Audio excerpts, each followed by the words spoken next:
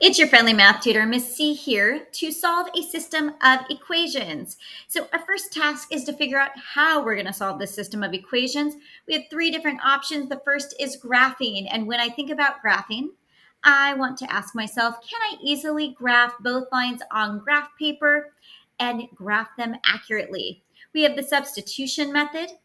And I want to ask myself, can I easily isolate one variable to substitute it into the other equation? And finally, there is the elimination method. And I want to think about, is it easy for me to eliminate a variable from both equations?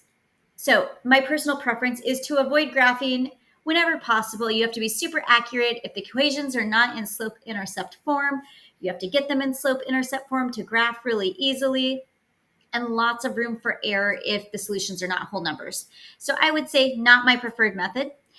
Between substitution and elimination, I always prefer elimination. I just think it's faster, although in this case, you could use substitution and it would work just fine.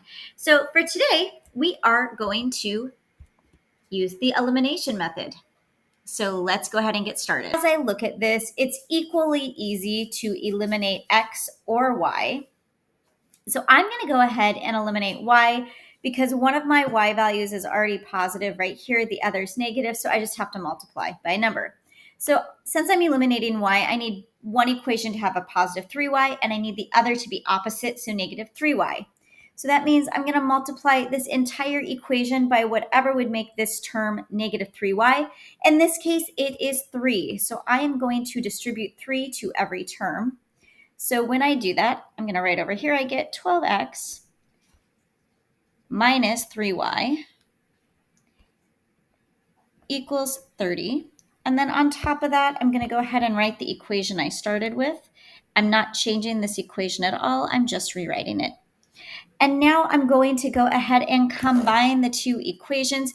Before I do that, I always like to make sure that the variable I intended to eliminate actually equals 0. So 3y minus 3y equals 0.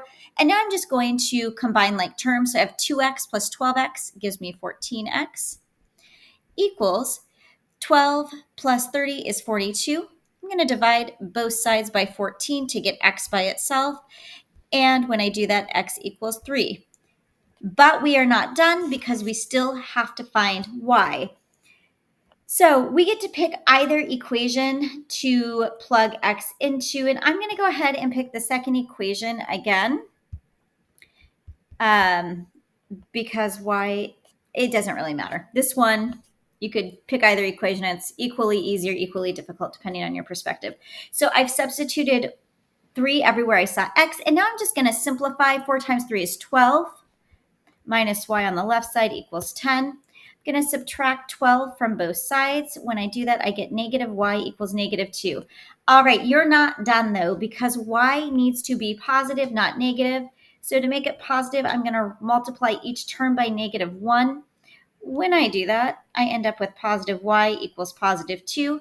So that means y equals 2. So solving this, x equals 3, y equals 2. I could also write this as a coordinate pair 3, 2, because really what we're finding is where these two lines intersect, and they intersect at the point 3, 2 on a graph. Or 3, 2 on a graph. All right, that's all for today. Make sure to subscribe for more videos. Till next time, remember, you've got this.